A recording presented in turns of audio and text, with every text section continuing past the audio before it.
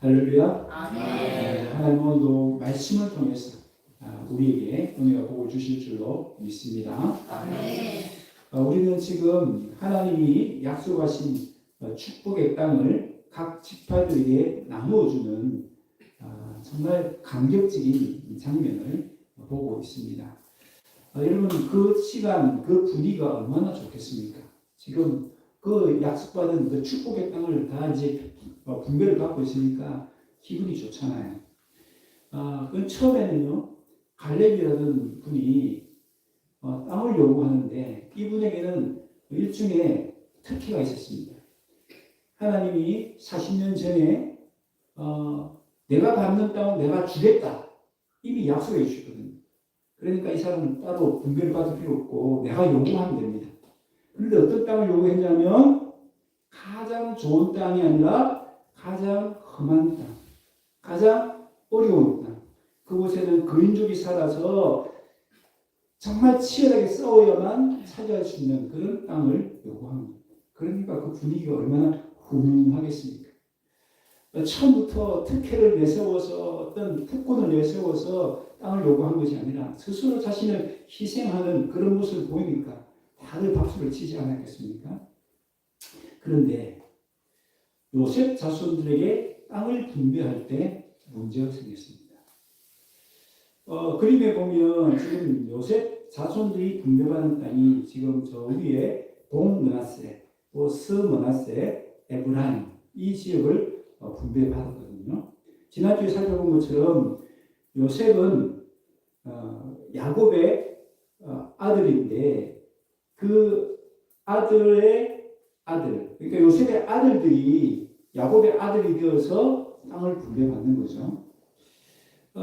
두 몫을 받는 겁니다. 많은 땅을 받았잖아요. 그리고 보면 어떻습니까? 지금 이 지역은 물이 귀한 땅입니다. 물이 귀한데 이 지파에는 중심에 보니까 요단강이 딱 흘러내리고 있어요. 그러니까 요단강을 끼고 이 지파가 있으니까 이스라엘 땅 중에서도 가장 좋은 땅, 비옥한 땅을 차지한 것입니다. 또 보세요. 또 그림에도 보면 참 넓은 땅을 차지하지 않습니까? 그런데 그들이 뭐라고 얘기합니까? 우리 인구 숫자에 비해서 우리가 분배받은 땅은 너무 좁습니다 라고 불평을 쏟아놓는 것입니다. 그때 여호수아는 아주 합리적인 방법을 제시합니다. 그러면 여기 인구수가 많으니까 그 장점을 살려서 스스로 개척하라고 이야기합니다. 그런데 그것은 또 싫은 거예요. 그냥 편하게 땅을 받으면 좋은데 또 뭐 스스로 개척하려고 하면 얼마나 또 많은 수고를 해야 됩니까? 얼마나 많은 땀을 흘려야 됩니까? 또 위험하기도 하죠. 그러니까 또 불평을 하는 겁니다. 아니 거기에는요 철평가가 있어가지고 우리는 못합니다. 감히 못합니다 라고 이야기를 하는 겁니다. 그러자 여호수아는 다시 한번 그들에게 믿음을 격려하죠. 너희는 큰 민족이고 큰 권능을 가지고 있다. 그들의 잠재력을 믿고 한번 싸워보라고 이야기를 합니다. 오늘 말씀을 통해서 우리에게 주시는 교훈이 있습니다. 첫 번째는요. 따라합시다. 하나님의 복을 불평거리로 바꾸지 말라. 오늘 본문 14절을 보면요. 요셉 자손은 하나님의 복을 불평거리로 바꿔버려요. 14절 보니까 여호와께서 지금까지 내게 복을 주심으로 내가 큰 민족이 되었거늘. 여러분, 그들은 자신들이 복을 받았다는 걸 압니다. 그 복을 받았기 때문에 인구가 많아졌다는 것을 압니다. 그런데 그 다음 말이 중요하죠. 그 때문에 땅이 좁아서 살기 힘듭니다 라고 이야기를 하는 것입니다. 마치 누군가 나에게 좋은 자동차를 선물해 주는데 여러분 얼마나 기쁘고 감사하면 됩니까? 그런데 그 감사해야 될 사람이 요즘 기름값이 비싸서 너무 힘듭니다. 하나님이 우리에게 건강을 주셨는데 하나님이 건강하니까 할 일이 많아서 너무 피곤합니다 라고 불평하는 꼴이에요. 하나님 주신 복이 어느새 불평의 이유가 되어버린 것입니다. 왜 그렇습니까? 하나님이 주신 복을 은혜로 여기지 아니하고 당연한 것으로 여기기 때문입니다. 그런데 성경에 보면요, 먹을 것이 없는 광야에서 하나님께서 기적 같은 방법으로 음식을 내려주십니다. 만나라는 음식을 내려주시는데, 하나님이 하늘에서 내려주신 기적의 음식이고 그들을 살려준 생명의 음식입니다. 처음에는 얼마나 감사했겠습니까? 또 먹으면서 얼마나 맛있게 먹었겠습니까? 그런데 하루 이틀이죠. 계속 그것을 먹다 보니까 질린 거예요. 그리고 뭐가 생각났습니까?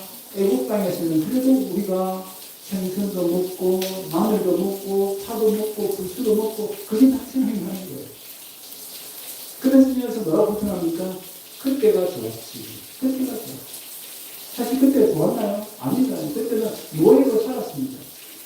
노예로 살을 때는 뭐라고 힘들었는데 지금은 자유하지만 그때처럼 먹지 못하니까 또 불평을 하는 것입니다. 사실 오늘 우리가 가지고 있고 누리고 있는 모든 것은요, 하나님이 특별히 우리에게 은혜로 주신 것입니다. 야고보서 1장 17절로 시작. 온갖 은사와 온갖 선물이 다 위로부터 빛들의 아버지께로부터 내려오나니 아멘. 그렇습니다. 내가 잘해서, 내가 노력해서, 내가 똑똑해서 내가 지금 가지고 있고 누리고 있는 것이 아니라는 것입니다. 하나님이 다 은혜로 우리에게 주셨다는 것입니다. 여러분, 성경님 목사님 지은 은혜라는 찬양이 있습니다. 그 찬양이 왜 우리에게 감동을 줍니까? 왜 그 찬양이 우리에게 공감이 됩니까? 그 가사를 한번 보십시오. 내가 누려왔던 모든 것들이, 내가 지나왔던 모든 시간이, 내가 걸어왔던 모든 순간이 당연한 것 아니라 은혜입니다. 어떻게 보면 그렇다는 것입니다. 또한 아침에 뜨고 저녁에 노을, 봄의 꽃 향기와 가을의 열매, 지나는 계절의 모든 순간이 당연한 것 아니라 은혜입니다. 모든 것이 은혜, 하나는 은혜. 2절 가사에 이렇게 합니다. 내 삶에 당연한 것 하나도 없었던 것입니다. 모든 것이 은혜였습니다. 내가 이 땅에 태어나 사는 것, 어린아이 시절과 지금까지 숨을 쉬며 살며 꿈을 꾸는 삶, 당연한 것 아니라 은혜였습니다. 내가 하나님의 자녀로 살며 오늘 찬양하고 예배하는 삶, 복음을 전할 수 있는 축복이 당연한 것 아니라 은혜였습니다. 네. 우리가 가진 모든 것, 우리가 누린 모든 것은요, 하나님 은혜로 주어집니다. 은혜로 이길 때 그것을 감사할 수 있죠. 그러나 당연한 것을 이길 수 있는 건 불편하게 주어지는 것입니다. 어떤 한 농부가 있습니다. 저는 비가 오면 햇빛이 쨍쨍해야 혹시 잘 자랄 텐데 라고 걱정했습니다. 반대로 햇빛이 쨍쨍하면 비가 좀 와야 또 땅이 촉촉해질 텐데 라고 걱정했다고 합니다. 그런데 옆에 있는 다른 농부는 비가 오면 하나님 우리 밭에 물을 주시니 감사합니다. 또 햇빛이 쨍쨍하면 하나님 따스한 햇살로 곡식을 있게 하시니 감사합니다 라고 감사를 했다는 것입니다. 여러분, 똑같은 상황입니다. 어떤 사람은 그 속에서 불평거리를 찾지만 어떤 사람은 그 속에서 감사거리를 찾더라는 것입니다. 여러분, 하나님이 주신 모든 것을 은혜로 알면 우리는 그 속에서 다 감사거리를 찾을 수 있습니다. 하나님께 주신 모든 복을 감사로 이기고 은혜로 이기고 늘 감사할 수 있기를 바랍니다. 두 번째로 장애물을 핑계거리를 삼지 말고 기회로 여겨야 합니다.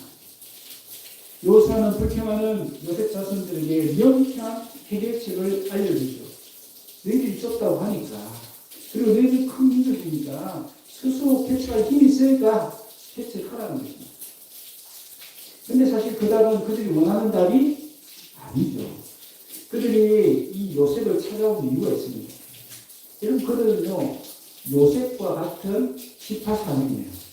같은 지파 사람이니까 그래도 우리의 좀 편을 봐주지 않을까. 팔이 안으로 굽는다고 같은 고향 사람이니까 우리 좀 도와주지 않을까. 그런 기대를 안고 찾아옵니다.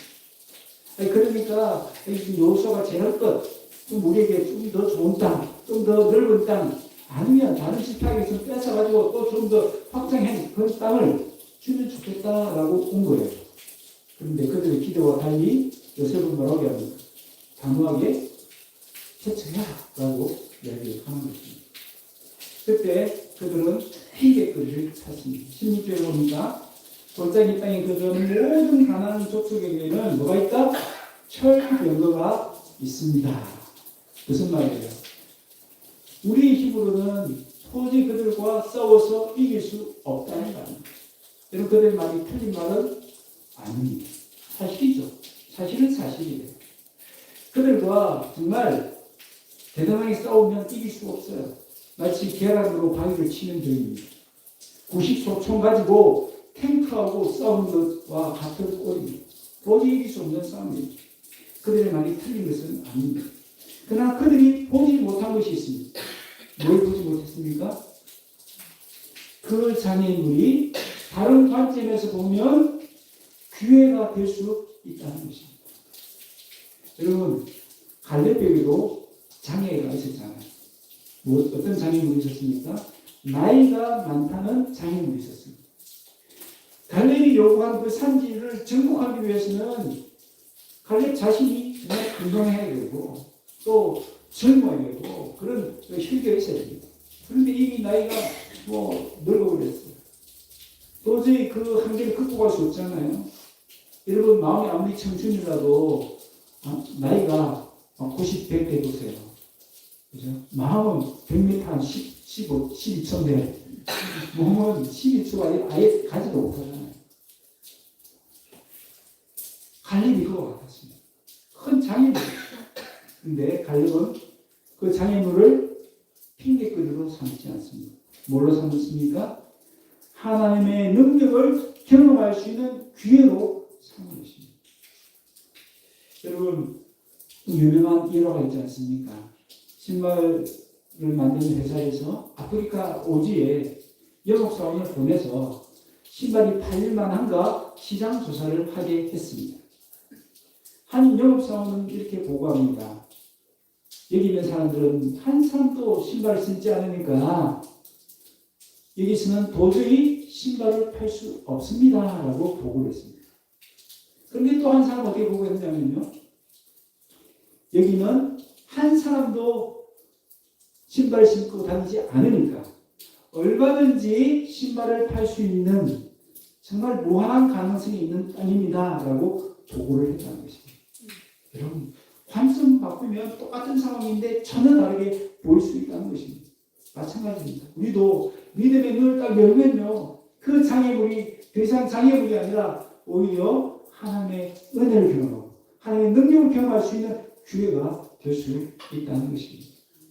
여러분, 기절해진 큰 코끼리는요, 그 발목에 묶여있는 그 갓나라는 그 쇠사슬에도 꼼짝을 하지 못한다고 합니다.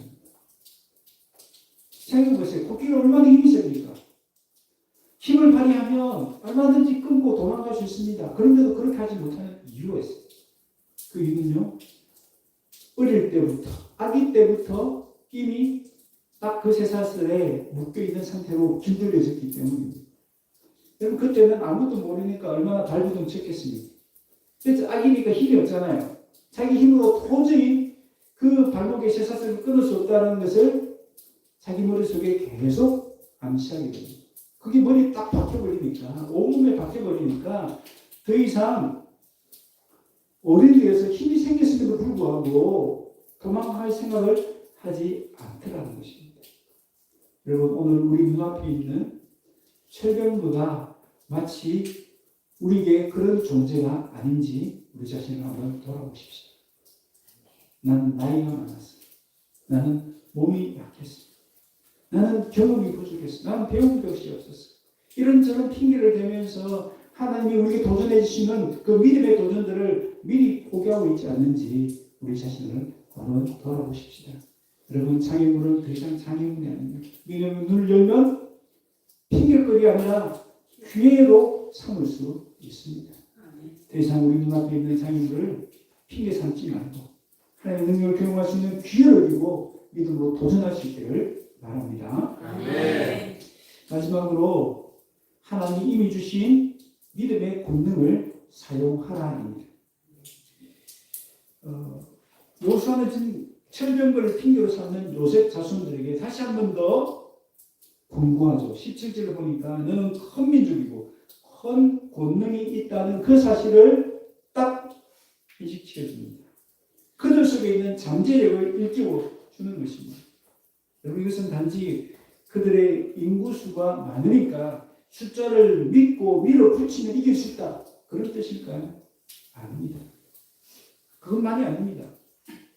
이 말은 하나님 믿고 나가면 어떤 장애물도 무너뜨릴 수 있다는 말씀입니다. 그들에게 있는 것이 뭡니까?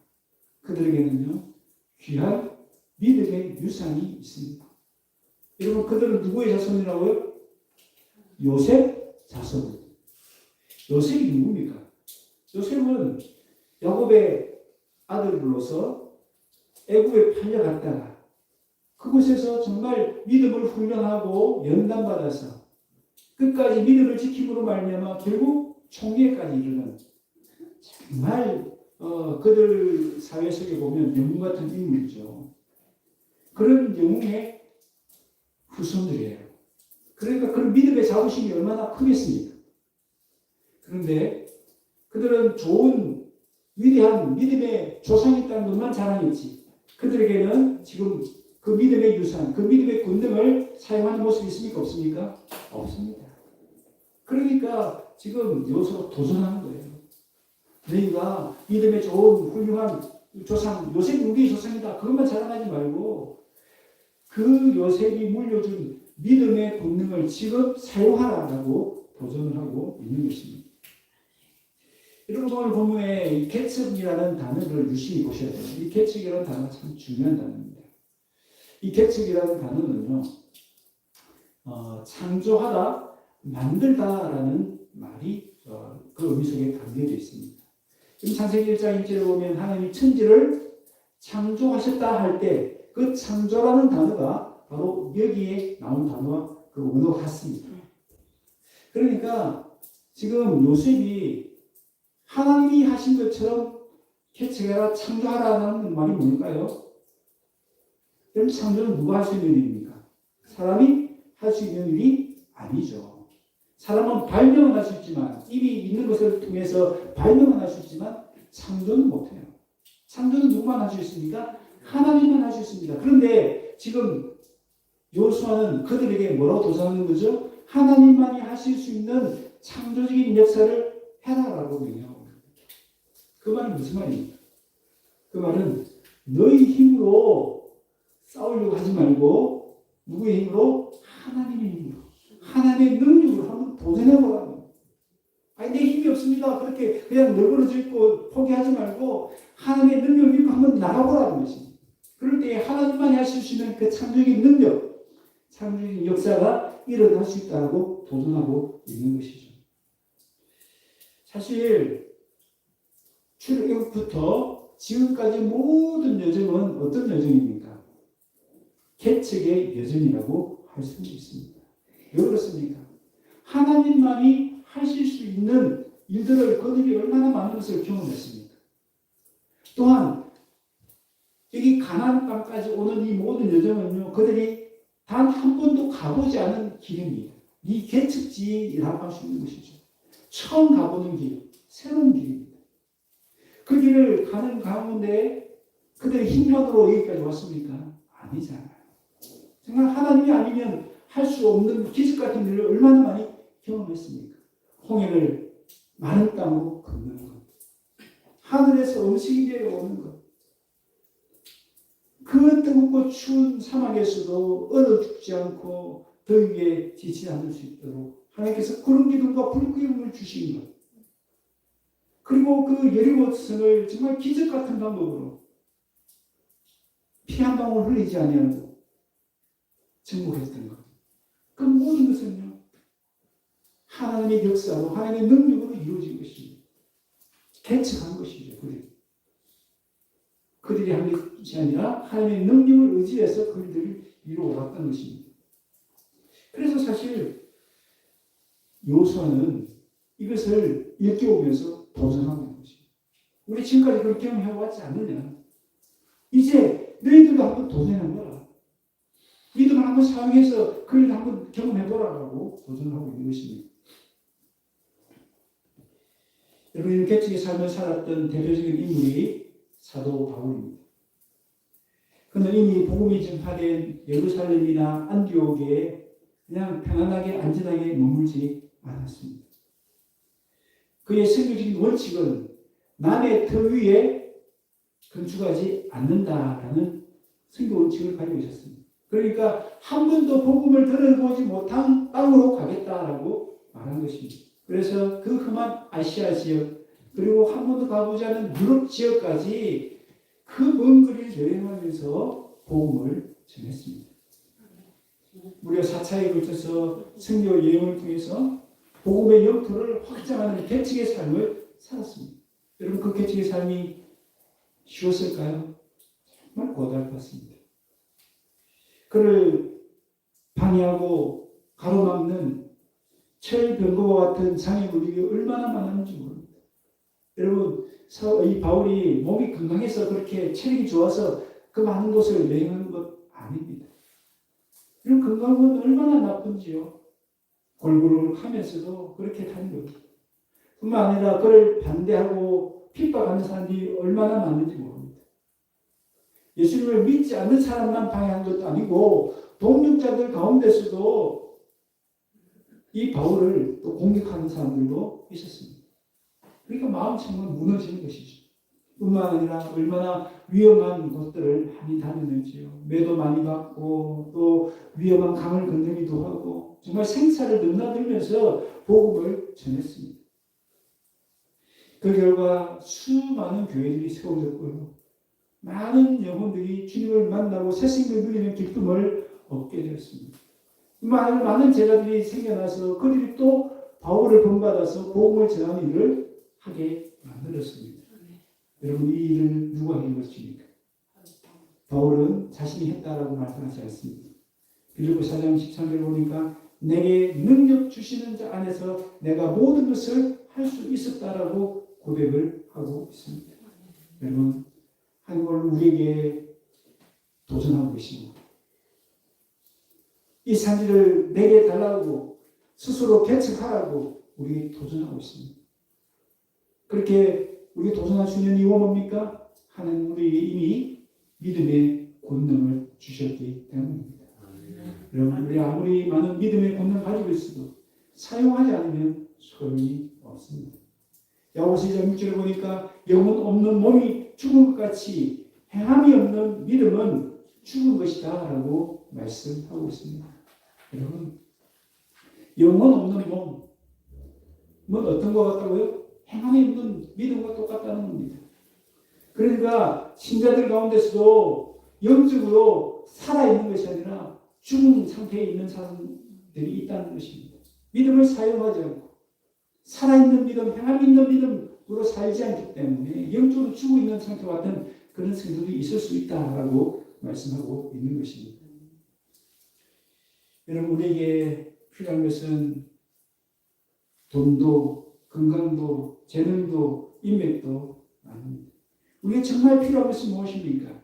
살아있는 믿음입니다. 의지하고 순종하는 믿음입니다. 찬송가 449장 후렴 가사에 보면 의지하고 순종하는 길은 예수 안에 즐겁고 복된 길이다라는 내용이 나옵니다. 찬송가 449장 한번 펴보시겠습니까? 앞에 안 오죠? 449장 말씀 다음에 부를 찬양이니까 이미 펴오셔도 됩니다. 그 후렴 가사를 보십시오. 의지하고 순종하는 길은 어떤 길이라고요? 예수 안에 즐겁고 복된 길이다. 그리고 우리가 예수 믿어도 이런 길을 걸어가야 되지 않겠습니까?